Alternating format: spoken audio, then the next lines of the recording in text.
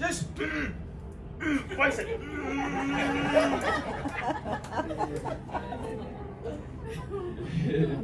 It's crazy, man. It's crazy. It is crazy, man.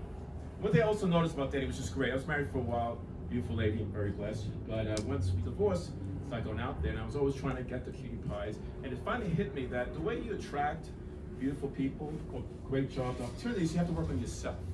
It hit me. Fine, duh. You know, I'm serious. You have to work on yourself, and you do that by going slightly beyond your comfort zone. Like, I'm always trying to be a better man, so it's slightly beyond my comfort zone. For instance, I always want to learn how to swim, but I'm afraid of water. So finally, last month, I'm taking a beginning swimming class.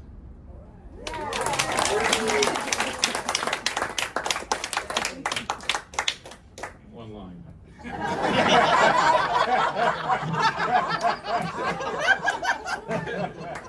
It's challenging, you know.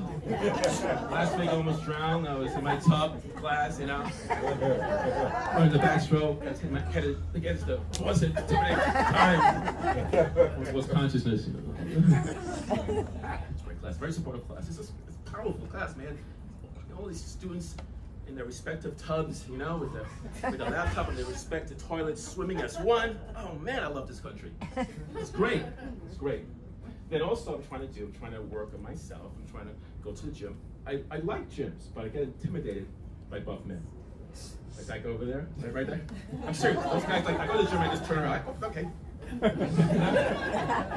So I decided to join Curves.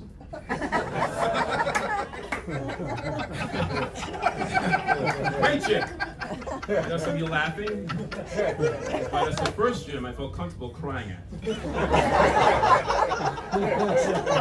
Laugh as you will. I feel good about myself.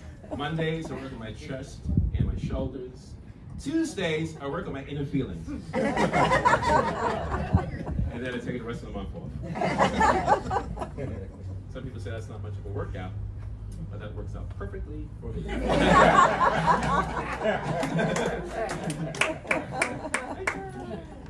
Some people work like 4 or 5 times a week. It's too much laundry, you know? I agree. I'm also trying to read more. I'm not a good, I like to read, I try to read more. I'm not a good reader. I'm just trying to read more. So I found a book club that caters to people with short attention span. So this month, I'm reading a pamphlet. In about a month, we'll meet a potluck to discuss it. It's usually here, like, no, that's not what I think what DirecTV is trying to say is to get out of the country before the 2 years, you have to pay for the receiver. Am I right? Am I right? Am I right? Am I right? Am I right? Come on, man.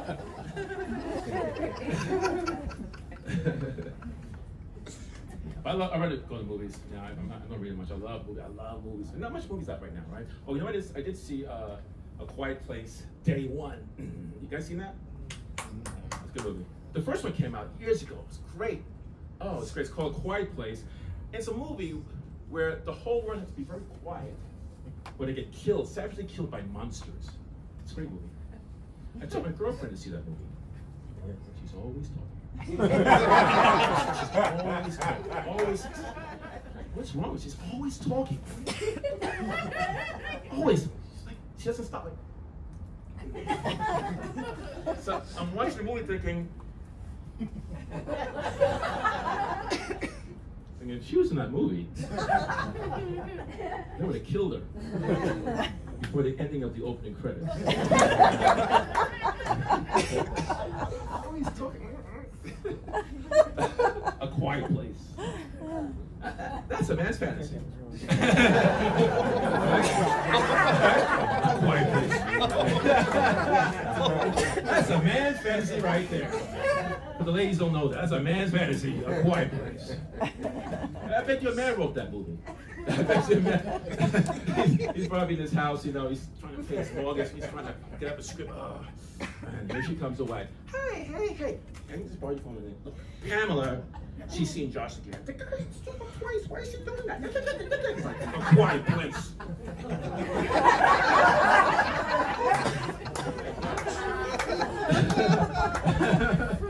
Quiet, please. The first time the movie was actually called Shut Up!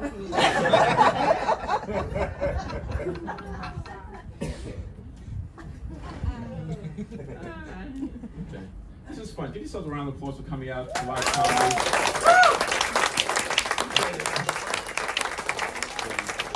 We good, Lou? We good? Okay. Man, in the center. Lou.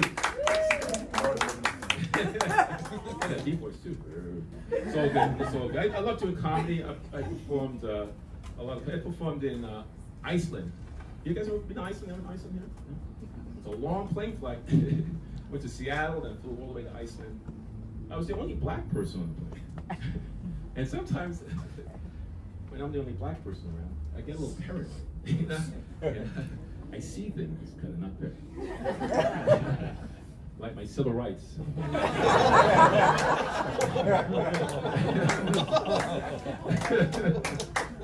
Oh, thank you. Appreciate the memo. Thank you.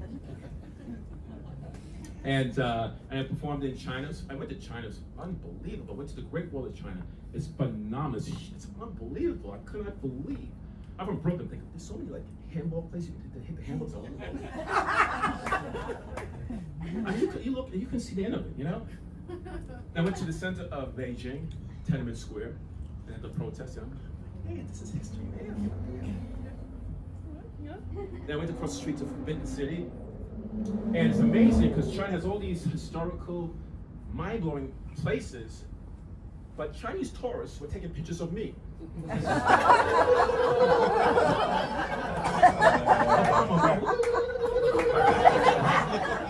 serious. Everywhere it goes, here we go again. Oh, look. Everywhere it's like, here we go. They would stop their cars and get out of the cars and take pictures of me. I'm like, okay, you know, the doors, hey, the black man, okay. Gang signs, we were doing, you know, like, I felt so uncomfortable. I could not believe it. But then I said to myself, you know what? It's okay, you know? Black man from Brooklyn and Beijing, baby, you know what I'm saying? A little swag after a while, you know, I'm a celebrity out here, you know? I just thought maybe I need to go to China, you know what I'm saying? I'm a celebrity out in China, you know? What's going on, man? What's going on, man? Let's make money for taking pictures with them. Yeah. Take a picture with the black man against the Great Wall of China.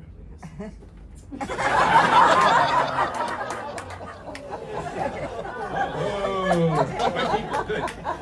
Oh, we don't like that joke. Good, thank you. Don't have that joke. You left, get out of here. No, okay. They performed in Guangzhou. They took a speed train from Guangzhou to Hong Kong. I was drinking first class. You know how I travel. And I went to the restroom, and there's no toilet. There's just a hole in the floor. I was a little drunk, like, wait a minute. There's no diagrams, there's no instructions, there's no hole. Then it hit me, oh, it's one of those stooping toilets. Like, you know what? I'll just hold it. Yeah, so I get back to America.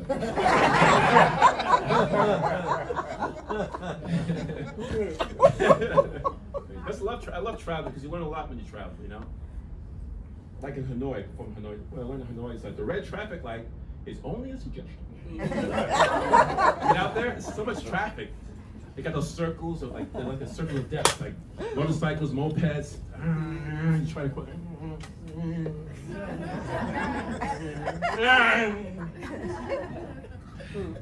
You know, out here they have like walk, don't walk.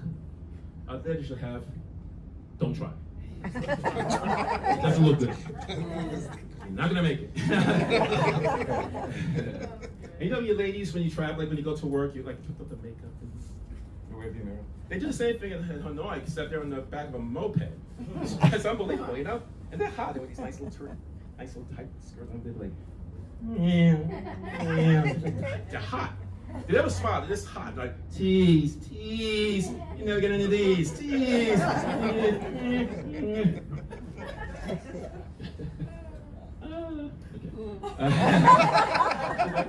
here. And also went to Saigon.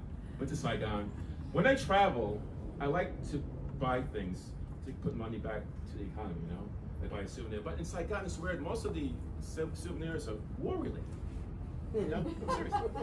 They have like a gun on their T-shirt, or a little tank. It's like, that's so disrespectful, you know? But I want to put money in this, so I just got 2 of those small little those Vietnamese prostitutes. Put